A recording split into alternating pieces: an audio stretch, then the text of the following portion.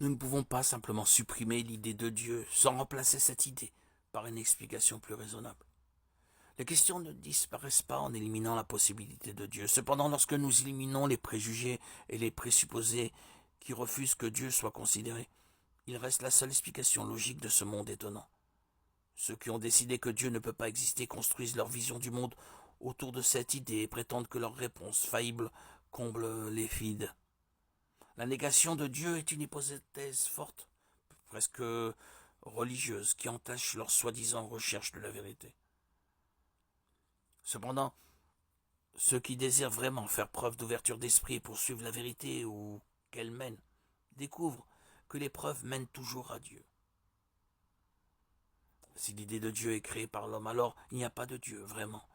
Et la plus grande question qui reste sans réponse concerne la complexité et la conception apparente de l'univers.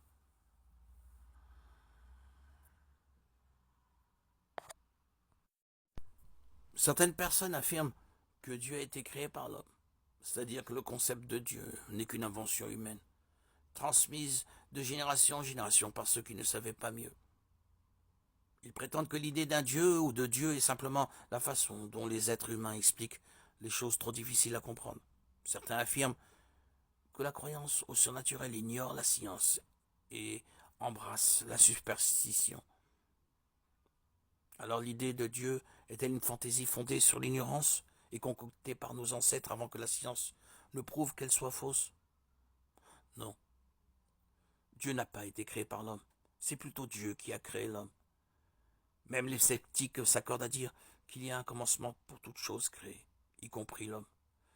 Ainsi, pour que l'homme ait un commencement, il doit y avoir une première cause qui existait avant lui. Les évolutionnistes affirment que la première cause était une force impersonnelle, un Big Bang qui a créé l'univers. Mais même cette explication laisse de nombreuses questions sans réponse. La réponse logique à ce raisonnement est la suivante. Qui est-ce qui a provoqué le Big Bang? Qui ou quoi a mis cette force en mouvement? Et le monde s'est-il créé de manière harmonieuse à cause de ce Big Bang? Cela nous paraît absurde. C'est comme si nous vidions un encrier sur une page blanche et que se dessinerait un Picasso ou un Rembrandt. Aucune réponse raisonnable en dehors de la Bible n'a été proposée.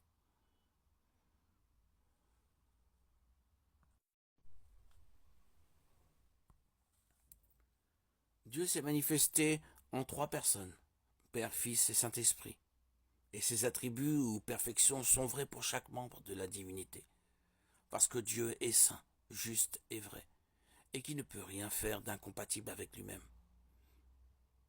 Dieu ne peut pas pécher, puisque la sainteté, la justice et les autres perfections de Dieu sont son identité même. Si Dieu péchait, il cesserait d'être Dieu.